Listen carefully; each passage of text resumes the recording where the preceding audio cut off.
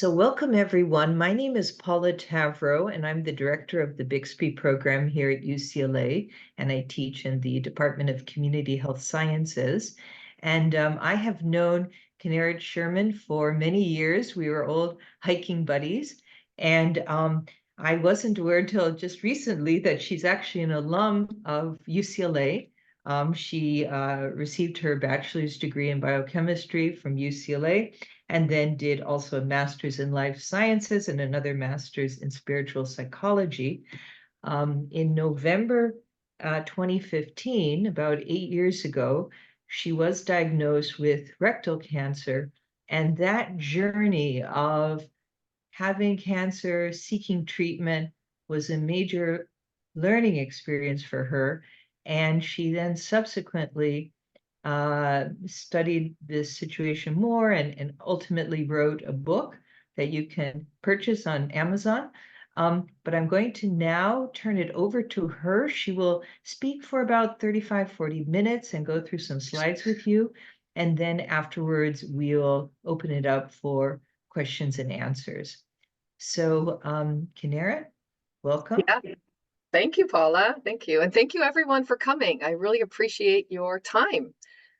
So like Paula said, I was diagnosed with rectal cancer. I wrote this book, Healing the Deepest Wounds, is on the screen.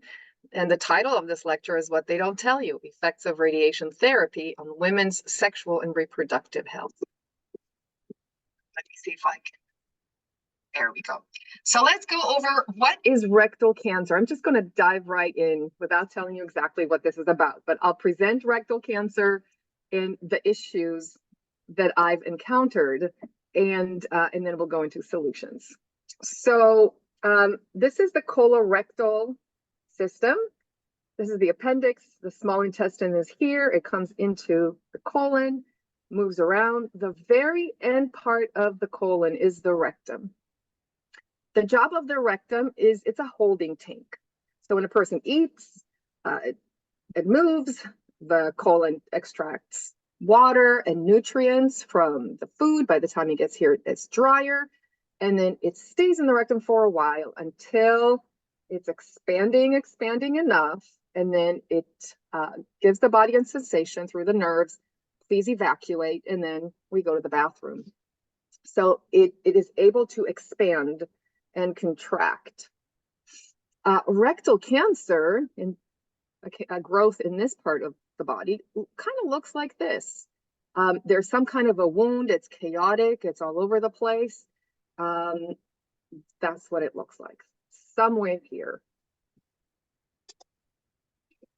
So the rectum in relation to the female organs. This slide is super important. So this is the anus. And this is the rectum. It's a muscle. And notice that in front of it, the V is for the vagina. That's the vaginal canal. And here, they're very, very close. Notice that there's the cervix and the uterus. The ovaries are here as well, but you don't see it on this particular diagram. And so is the bladder. And this is a very important picture to keep in mind, because if I'm talking about radiation today, if I'm getting a beam coming this way across, can you see my arrow move? Then it's going to hit a bladder, the uterus, the ovaries, the vagina, and the rectum. Okay, most of the cancers in rectal cancers are adenocarcinomas. And I will talk just about that today. Cancer starts when something goes off in the cell signal, and there's no programmed cell death. So the cell just continues to grow. And then it makes a little polyp. And then it makes a larger polyp. And then the cells start mutating enough that they don't look like the original cells anymore. And this is a precancerous polyp. So all of this area is benign. What makes a growth cancerous is that it starts to invade. It becomes invasive. It is no longer just in the mucus layer here, but it has gone on to the next layer. And then the cancer just continues to grow and continues to invade onto the next and the next and the next, eating on our body's nutrients. The progression staging of cancer, and this is a very light representation. I'm not going to go into huge detail, but basically we have the mucus layers. And like I said, adenocarcinomas are about 95% of the cancers. And they grow in the mucus layer. And then they can move on to the submucous layer, the muscle layer, the serosa, which is just on top, and they can go into blood vessels and lymph nodes. So a stage 0 would be just at the mucus layer. A stage 1 would already start to grow into the submucus, maybe into the muscle. Stage 2 is definitely in the muscle. Stage 3 has generally grown outside of the muscle, maybe in lymph nodes. Stage 4 has definitely metastasized. So it could be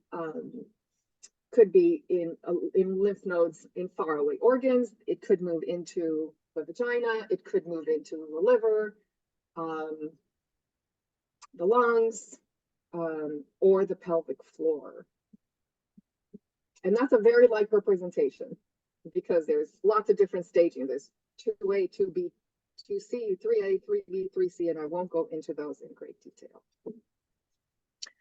The current standard of care in the United States for rectal cancer stages 2 and 3 without genetic mutation is generally a patient comes in, they receive 6 weeks of chemoradiation therapy. So they go 5 days a week into a place where they receive radiation. At the same time, they take chemo pills, or they have a pump that gives low dose chemotherapy that seems to help reduce the tumor even more with radiation. Then a person will heal from that about 2 months, and they'll have a low anterior resection surgery, which means they will generally excise, they'll take out the rectum, the sigmoid colon, the lymph nodes, and then they'll stitch the colon back to the little bit of rectal muscle left, or they'll staple it, and then they'll let the area heal. And so they'll create a stoma, which is a cut in the abdomen, and then they pull out the last part of the ileum, the small intestines, and they call it an ileostomy, or they'll pull out a part of the colon, call that a colostomy, and then there's a bag.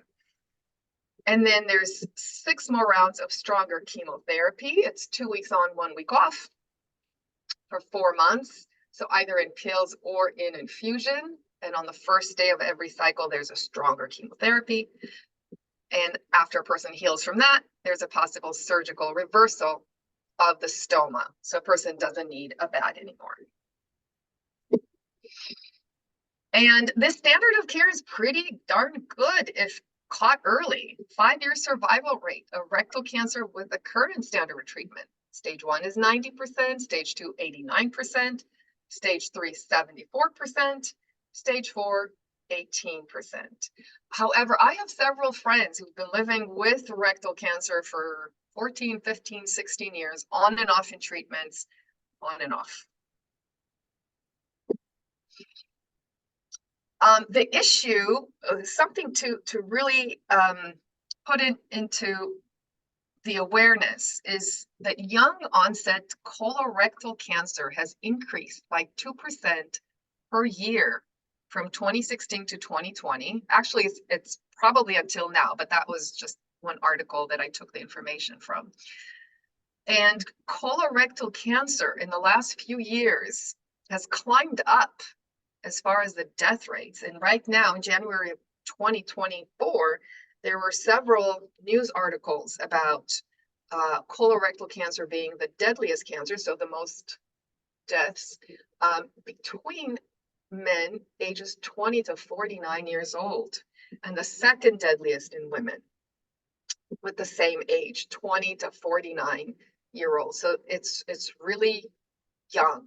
I'm on colorectal Facebook pages, and I see a lot of people in their 20s and 30s presenting with rectal cancer. So what are the signs and symptoms? this is super important. The first two are super important to note because these are often misdiagnosed. When I first noticed that there was something odd, I noticed that there was a patch of blood smear in the stool. And so when I went to flush, it was a patch. It wasn't like blood that then goes into the water and diffuses in the water. It was like a smear full of like blood vessels. And immediately I thought, oh, something's wrong. And this repeated again and again. Why does the person see it like that? Because when the feces then move next to the cancer, and cancer has a lot of blood vessels, chaotic blood vessels all over the place because it needs to nourish itself. The feces takes off a bit of that vasculature, and that comes down with the stool, and we see it in the water. So in addition to that, there are hemorrhoids. I don't know why they go together, but they go together. When I was diagnosed at the age of 43, which was below the age, it still is below the age of mandatory colonoscopies. And I told the doctor that I had blood smears in the stool. He said, let me check for hemorrhoids. And then he said, oh yeah, you have hemorrhoids. Go home and take a hemorrhoid cream. And I knew it wasn't hemorrhoids. I knew that wasn't what was happening for me. I was very nervous seeing what I saw every day on the stool, but I didn't quite have the words to tell him in that meeting. But I went back a week later and I said, listen, there are more things that I'm sensing in the pelvis. I did have some abdominal pain, some abdominal sensations. I did not have weight loss. Weakness and fatigue, I was working a whole lot, so fatigue was normal for me. I didn't have anemia. I did have a change of bowel movement, so I had more bowel movements and they were narrower than they were before, but I had also changed my diet to include a lot more plant-based. So I was attributing it to that. Some people have a persistent urge to have a bowel movement, but it's hard for them to evacuate. And that could be symptoms. But this slide is super important. I want you to be really aware of it. I went back a second time. I said, I want more testing. Something's off. I'm feeling things in my pelvis. They said, okay, why don't you have all the female testing? So we had ultrasounds and more blood work. Everything came up normal. But I was feeling these sensations. I'm seeing this smear in the stool. Yes, there's hemorrhoids, but I know something's wrong. So I went back in another 2 weeks and I said, listen, I need a referral to a gastroenterologist. Something is wrong. I'm seeing certain weird things. I'm feeling really unnerved. I need to see a gastroenterologist. And truly, I will not leave this office until I get a referral placed. I felt that strongly about it. And I will tell you that I'm on the colorectal Facebook pages and I see people in their 20s and 30s who went to their doctors and said, there's blood on the stool, I have hemorrhoids, and the doctors look, and just like me, they send them home and say, go use a hemorrhoid cream. And if a person is not assertive enough or self-advocating enough and going back and saying, no, I'm feeling something off, I need further testing. If they're not doing that, then 18 months down the line, they're going to be diagnosed in stage 4. And I have seen several people on the colorectal Facebook pages with stage 4 because they didn't advocate for themselves. And because they just said, okay, yeah, it's just a hemorrhoid. But those two together are huge signals for rectal cancer. So it's happening more and more in young people. What are the causes? So 10 to 20% are inherited gene mutations, but those are for people whose parents, grandparents had similar kinds of cancers, and it's in the family. And they tend to get diagnosed earlier. I did not have that. Microbiome bacteria, there's some, it seems that there's more evidence and more papers coming out about certain bacteria in our microbiome that secretes certain metabolites that can create tumors. And the way that they know it is that they've taken some of these metabolites and placed them in rats, and the rats develop tumors. Possibly other parasites, obesity, lack of exercise, or diabetes. That was not me. Radiation from previous treatment, that wasn't me. Chronic gut diseases, that wasn't me. Low fiber diet, so people really need to eat a whole lot of greens, the greens that work for them, and a lot of antioxidants and berries. Stay away from the charred red meat or charred vegetables. Toxic heavy metals. For me, I had very high lead levels. I don't know why. I traveled a whole lot in the world. I probably drank a bunch of water from who knows what sources. And for me, it was tremendous. And I read in one book that there are a lot of people with colorectal cancer have high lead, toxic heavy metal.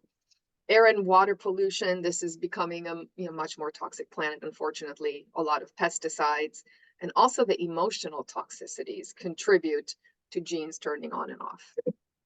Seems like it. Radiation therapy. So we're talking about radiation and the effects on the pelvis. So this is what the machine basically looks like. I'll start with the characteristics. There's an external beam radiation therapy that shoots beams into the body. It starts with a large field, and then it slowly focuses smaller and smaller on the tumor. For me, my calculations were that I received in 6 weeks 60.2 gray units. It's how much energy was absorbed. It is equivalent to 602,000 x-rays. And you know how when you go to a dentist, they put on a dental guard, or they used to, and that's for 1 or 2 x-rays. This is receiving 602,000 x-rays. So you can imagine how much energy comes into the whole pelvic area. So why do people do radiation? Well, it kills or inactivates cancer cells in the rectum. It obviously hurts their DNA, and they die. It can kill them in lymph nodes and or other organs that are around. It reduces tumor size for surgery, which seems to be important. It downstages the cancer. So if a person has, let's say, stage 3, and they have tumor cells in the lymph nodes, and then radiation kills it, then now the person is considered stage 2 as far as percent survival. And also it reduces local recurrence rates. So I went, I had consultations to surgeons, to radiation oncologists, and what did they tell me? They said, Kineret, you're going to hit immediate menopause because the ovaries will be permanently damaged in the field of radiation. They said, you're going to become sterile. Your uterus will be affected by the radiation, and you will never be able to carry a child. And the potential permanent bladder damage is about 15%. And what they said that I could do afterwards was just take hormones and creams. It's not a big deal. So during and after radiation, there's redness and swelling around the perineum, burning sensation while urinated, because the whole area is inflamed, and the urine on kind of burned skin is very painful. A person is constantly shifting themselves, on the toilet. Increasing fatigue, that's because the chemo and radiation together, and there's a lot of itching as the area is healing. And what are atypical effects? Buzzing around the labia or clitoris. For me, I was there 1 week. After a week, I noticed that there's buzzing around the labia and clitoris. And I'm thinking, why? Why is it buzzing? That's not where the tumor is. And I was afraid of losing all pleasure sensation. And so I brought it up to the radiation tech, and we went to the radiation oncologist, and he said, let me check the calculations. And a day later when I showed up, he said, you were right. We made an error. but we corrected it. Again, I cannot understate the importance of self-advocacy. You're the one living in your body. You know what's right. It's important to communicate it to the professionals. They can't hear you, find another professional who will. Some other patients said there were painful bowel movements towards the end of the treatment. That was not my case. Crack, burn, bleeding skin in the perineum. That wasn't an effect that I had. And then there's 6 weeks of just itching for 6 weeks. So my personal stories continues. 2 months after radiation, I had sex, and there was pain. There was pain with penetration, and I had no idea why. I just thought, okay, the radiation must still is burning somewhere. I mean, why do I have pain? I don't know. A few days later, I received a text from my sister. My sister has a friend who's a female radiation oncologist, and she told my sister, tell your sister that radiation oncologists usually don't talk about this, but tell your sister to use dilators. Okay, I didn't know what dilators were. I had like 10 days or 8 days before my surgery. So I went online. What are dilators? They're used to stretch the vagina because radiation can shrink and narrow the vagina, which would make intercourse a lot more challenging, difficult, painful. But I didn't have time to deal with it. And I had my surgery. And after I healed from the surgery, I met 2 other women who had been treated with radiation. One had anal cancer. She had radiation.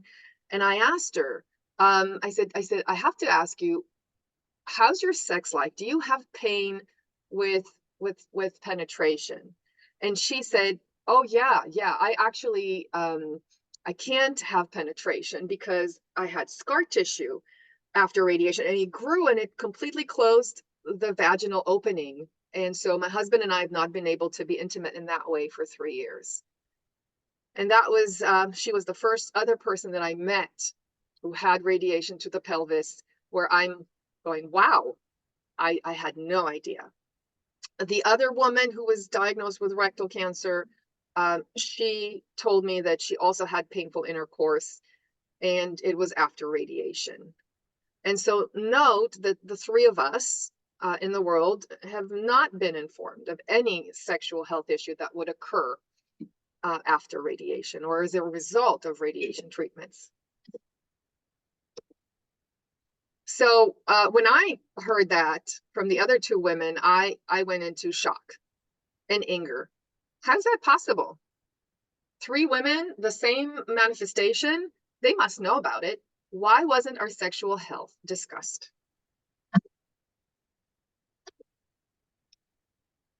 So I conducted a survey on 2 colorectal cancer Facebook pages, and I know there's a couple of people from those pages with us today. Thanks for coming. And the survey was in September of 2018. I asked how many women were told about the effects, and giving dilators, and explained what was happening. And so 100 women responded from the United States and Canada, mostly the United States. And they had both male and female radiation oncologists. And 25%, so 25 women that got back to me, said they were told everything, explained everything. Their care was wonderful. They were given dilators to stretch the vagina, and great. I thought, wonderful. I'm so glad that there's institutions that share. 12% researched on their own. So they were already on the colorectal Facebook pages, and they heard from other women that there were sexual issues after radiation. So they asked their radiation oncologist about it, or they were told partial information. 63% of the women that got back to me were not told about any sexual issue due to radiation therapy treatment. And they were livid. They were angry. And so they shared with me their comments. And then I learned that some women were not even told about menopause. Some women were not told about being able to get pregnant or carry a child. And very few were told about potential impact on their sexuality. And so notice the huge variation in information given. Some centers share everything. And then other centers don't share everything. And that's what I'm here to bring to your attention, the need for medical transparency and for uniformity of information given to patients. And I want to read to you, not just my story, but a few of the stories in this book. There's a lot of them, and I wanted to give the women a voice because they didn't have it then, and I want to share it. So here we go. Tammy from Georgia was told that she wouldn't be able to get pregnant after radiation and that she would go into early menopause. She was single for a couple of years. The first time she had sex, there was so much blood that she had to go to the ER. The doctors acted like she had done something to cause it. She didn't know why the bleeding happened and felt embarrassed by what the doctors thought. No one, including her gynecologist, had told her about the scar tissue. He just said she was having a lubrication problem. She didn't know why sex was painful. She had never been told about dilators. That was 5 years ago, and intercourse is still painful. She says it's frustrating that many doctors don't take the time to discuss how the body will be affected by these treatments. Jennifer was given a printout about side effects to read at her convenience. She felt she had no choice and was already nervous about what was happening, but just how severe the scar tissue was to the vagina, the vaginal and bowels was not mentioned. She learned about it by reading other women's stories online. She wanted to thank me for bringing this issue to the public eye. Lisa's doctors from Oklahoma did not tell her about vaginal effects. She's livid. If she had known, she would have declined radiation. Chemo was enough to shrink her tumor for surgery. Courtney from Virginia wrote that her doctors mentioned these issues in passing, like, oh, yeah, by the way, you're going to need dilators because your vagina will shrink. Okay, thanks, bye. End of discussion. She asked more questions. She didn't follow through with the dilators because everything hurt because of radiation. The last thing she needed was to add more pain. 2 years later, she did pelvic floor physical therapy. She was told she would have to use dilators 2 to 3 times a week for the rest of her life to have sex. She went through menopause at age 31 and has 0 sex drive, so she gave up on the dilators. Her husband understands and agrees it's not worth it, but being celibate early in life sucks. So I just wanted to give you a bit more concrete examples of what real stories are like when women lose sexuality or have pain with sexuality, and how crushing that is. So after learning all these things from the women, that there was scar tissue in the vagina, I went back to my radiation oncologist and I said, can I have dilators? And they said, no, we only give dilators to women who have gynecological cancers. And I really had to take a breath and calm myself down. And I said, wow, the vagina sits right on top of the rectum. And so it gets hit. And so other women have told me they've received dilators. And my radiation oncologist's office said, we're sorry, but we're not giving dilators. So I asked for a referral to a pelvic floor therapist. They said, we don't do that. So I asked my surgeon for that, and he referred me to a pelvic floor physical therapist.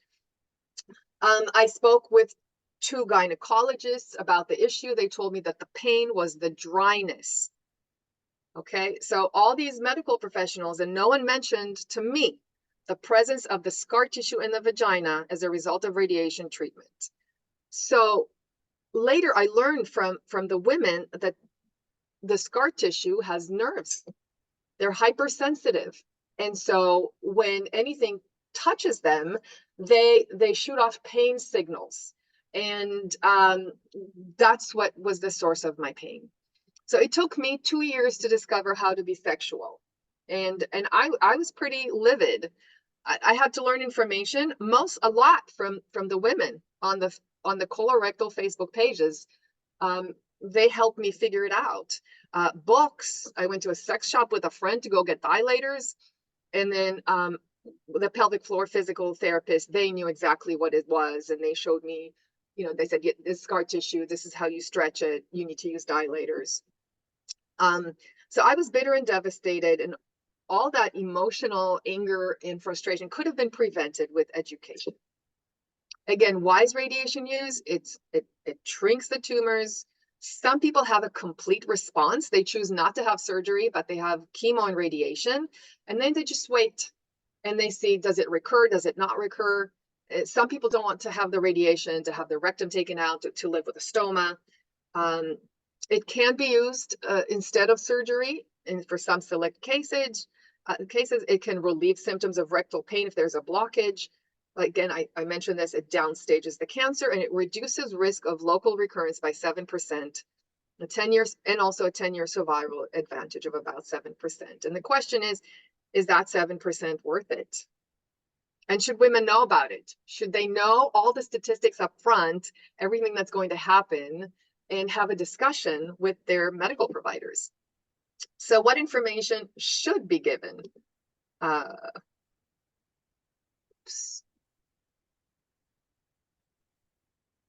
Sorry, it says my screen share has been paused. We can see it. What? We can see it. Yeah, but I don't know why it's paused or how to unpause it. I'm not sure. Let me see. I don't know why. Oh. Are you able to reshare it? Okay. Okay, this is better. Oh, okay. Okay, perfect. Okay. So at the very top of the screening, and you can't see it because it's a full screen and I just am noticing it. It says the radiation remains in the body for 20 years. 20 years.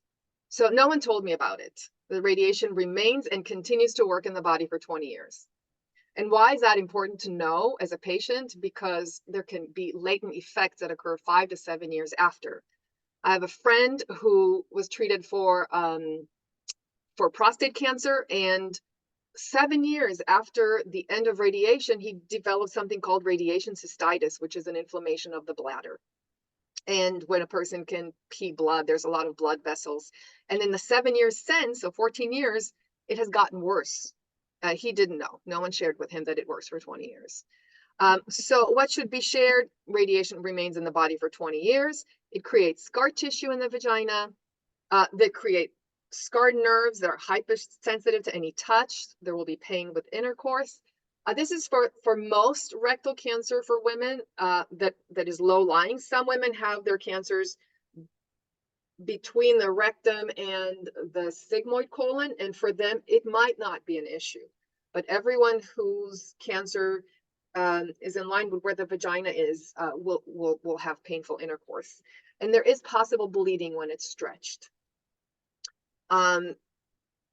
Instant menopause, so there's diminished libido, which because of the ovaries produce testosterone as well as estrogen and progesterone. So that reduced testosterone reduces the libido, the wanting to have sexual relations. Some women have hot flashes, some don't. The lack of sleep comes from the reduction in progesterone. It helps people sleep. Women sleep. Vaginal dryness and also the loss of elasticity, that has to do with lower estrogen levels. So sterility, vaginal stenosis, again, I said the shortening and narrowing of the vagina, radiation cystitis, the inflammation of the bladder that can occur later on, rectal incontinence or scar tissue there, pelvic osteoporosis. So radiation can also create osteoporosis, and also hurt osteoblasts, which are the cells producing bone cells there. It can create a rectal vaginal fistula, which is a hole between the vagina and the rectum, but that can be fixed during surgery, and it can create urinary incontinence. So I think patients need to know this up front. Whoops. I'm not sure how to go back. Well, then we'll go to the solution. You can go back. You What? can. Yes, you can go back.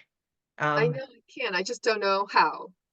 Oh, well, why don't you can unshare your screen, then go back, and then yeah.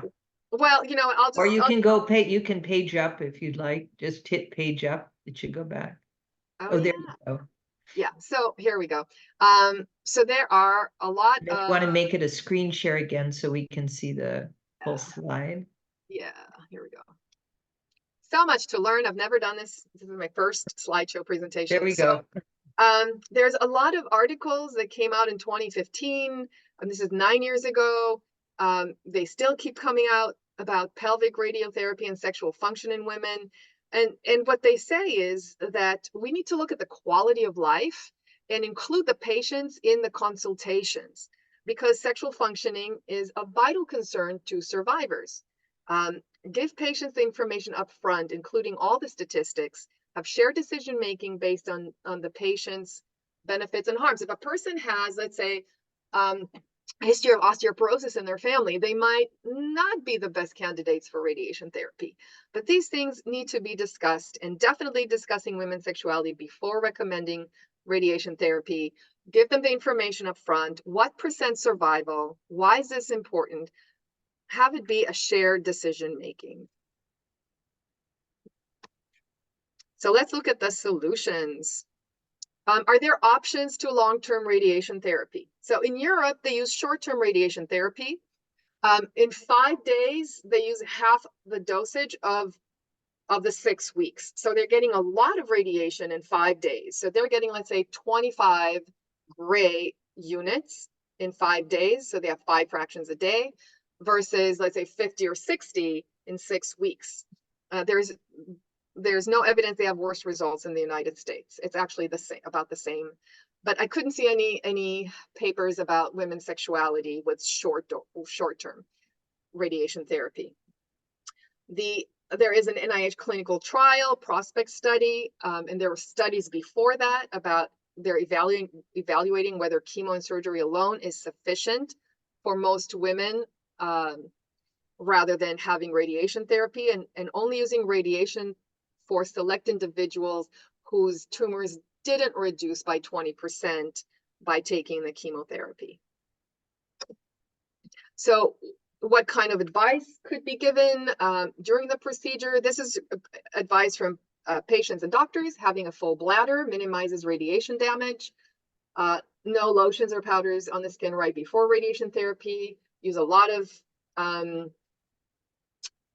lotions and gels. And maybe there's something called an anti-radiation tea that absorbs radiation in the body. And some patients told me that drinking cranberry juice lessened their burning, and to start dilator treatment immediately after end of radiation.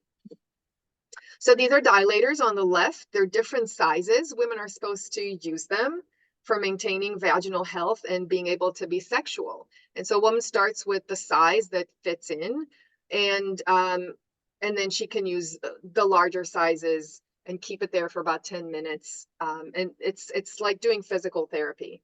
The thing is, a lot of women don't want to do it because there's pain.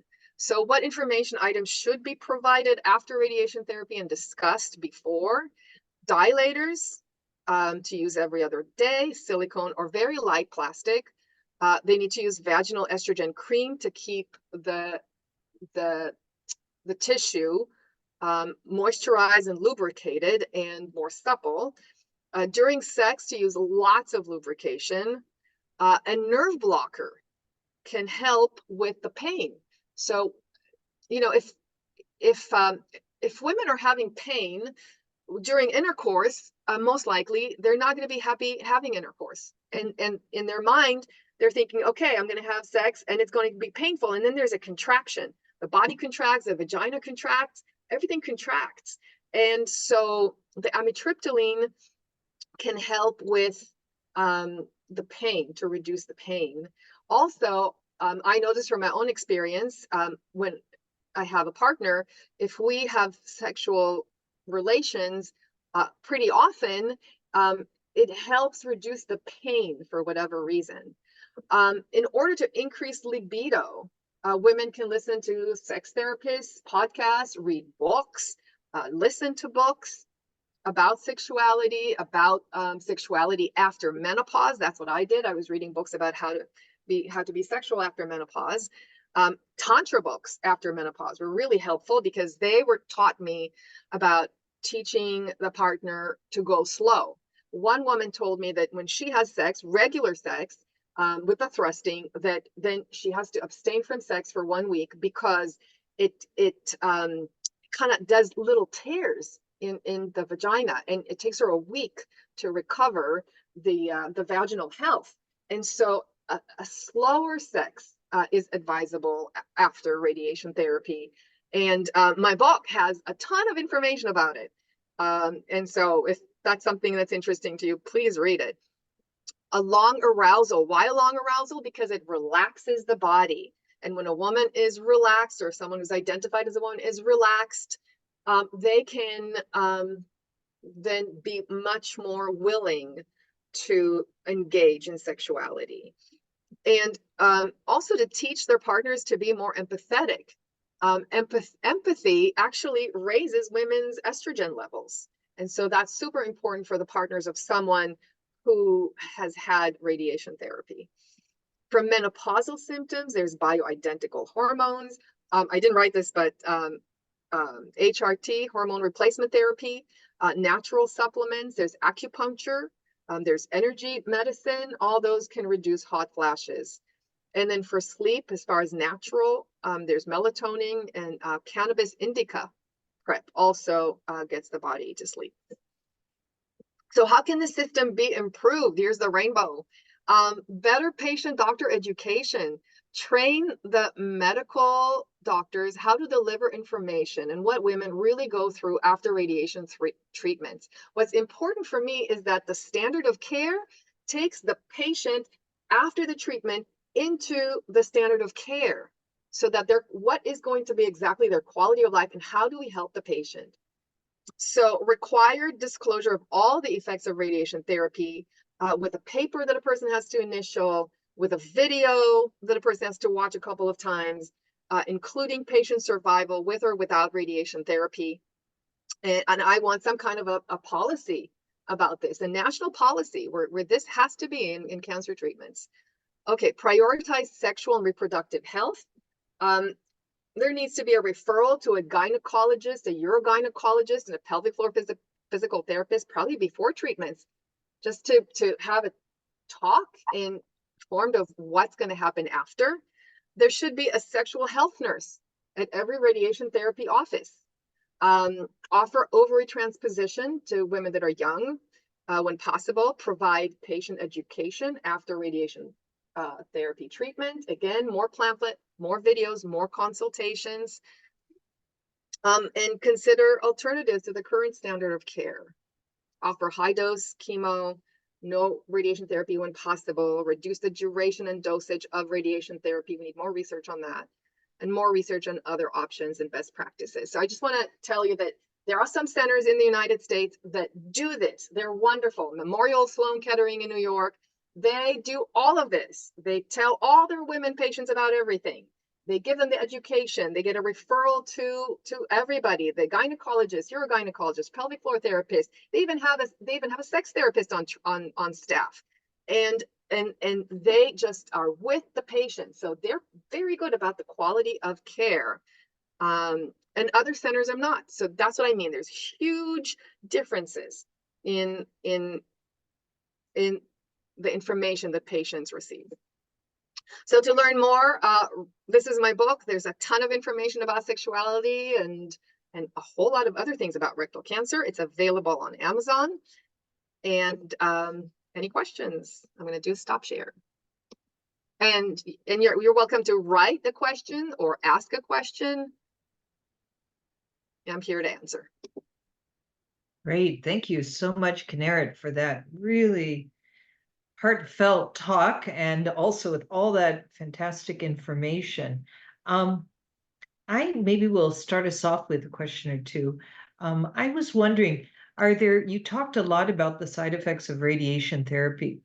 Are there any of the chemo therapy, or was that, you think everything was associated with the radiation that occurred to you? Chemotherapy has its own side effects. Different, I'm going to say the chemotherapy the kind that I got didn't have an effect on sexuality.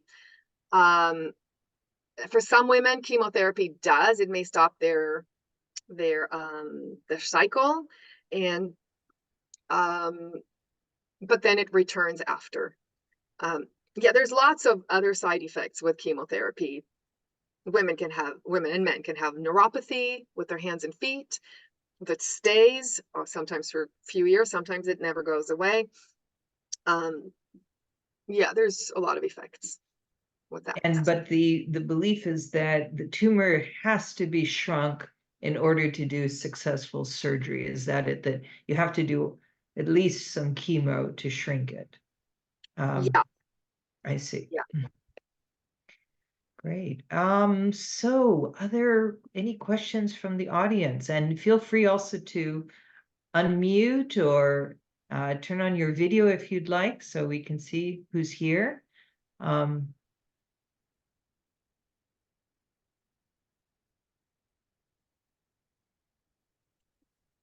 Margie.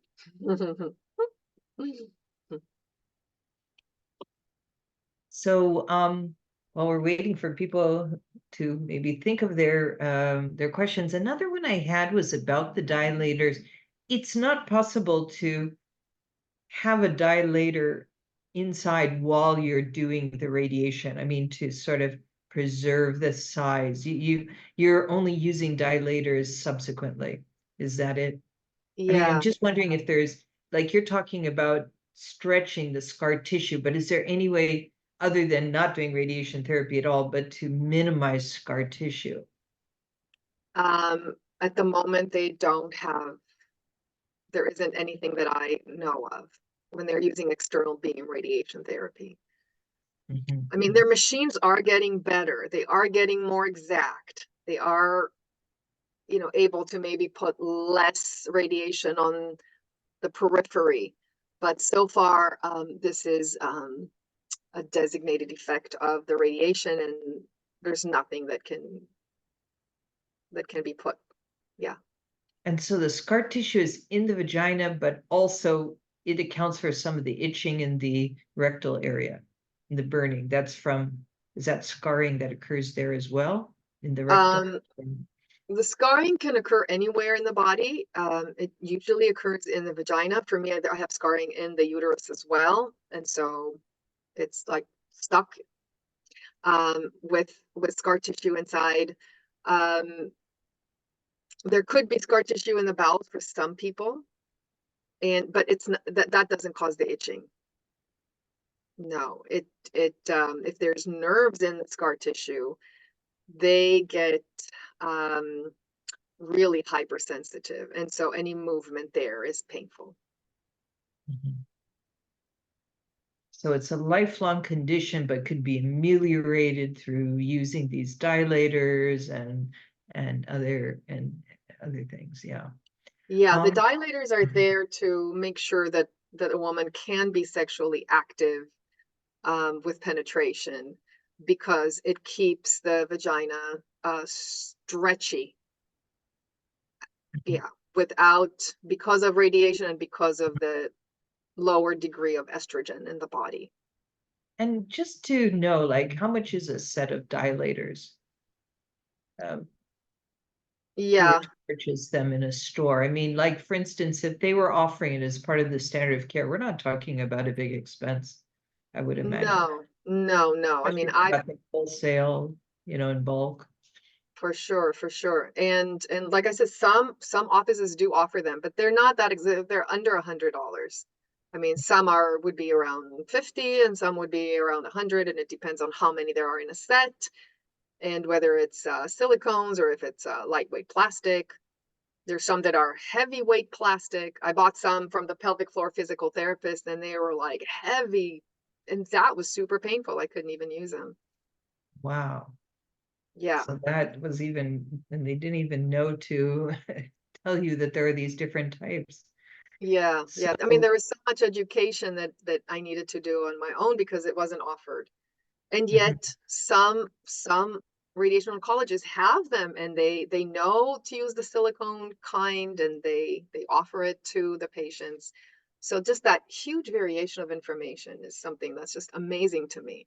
How can it be that patients will go into different places in the United States and receive such different care because there's no uniform information given, and there should Right. be. Absolutely. And it's not that you were out in some remote area, you were in Los Angeles. Yes, and with two major hospitals. Right. Yeah. Margie, would you like to ask a question? Yeah, yeah. Mhm. Did you say that there's a 5 years survival rate and that's considered good? I mean, these people are young and No, 5 years is considered a good thing? no, the way that they measure percent survival is that they look at how many people are alive after 5 years compared to a control group, okay? Regular people that don't have cancer. And they compare. And so no, if a person catches it early, stage 1 or 2, the percent survival is around 90%. So 90. that means that 9 out of 10 people are still alive after 5 years, and then maybe after 10 years, maybe 8 and 10 would still be alive, but they only go out to 5 years generally because it's a lot of work to track people and so on. So the survival rate's pretty good, but it does go down pretty quickly. I mean, stage 4, 18% is scary. Yeah. Any And other questions? Go ahead. yeah, that's why it was so important for me that people know about the signs and symptoms, because then they can catch it early and advocate for themselves and make sure that they get the kind of treatment they need. And I think everyone was so impressed with that, how proactive you were, and yet you still didn't get the information you needed, even being a proactive person. Esther, did you want to ask a question? Yeah, thank you for sharing your experience. That is very valuable and help me to understand more. So, I'm UCLA alumni and I'm, working as the research scientist at the University of Utah. So we published a paper on sexual dysfunction among gynecological cancer patients and also breast cancer patients. And from the self-report studies, we observed there's a high percentage of the patient have the sexual dysfunction issue. But when we conduct a study using the electronic medical records, we only found like very small percentage of the cancer survivors have this kind of issue. So do you have any thought about that? Is it because lack of self advocations, or they did not seek the treatment from the doctor? That's why we cannot identify those people or those people with the issue from the electronic medical records. Yeah, I don't know exactly how that was done, but for example, I never received any survey that said, do you have sexual dysfunction after this? Never, ever. Nope, no one ever asked. They said, how's this, doctor? How's this? Nope. How's your sex life after? Nobody asked. But if a person goes on a colorectal cancer Facebook page and they will ask women who've had rectal cancer, every woman just about will, if it wasn't a super high, like right at the juncture between the rectum and the sigmoid colon, every woman will tell you about the sexual dysfunction.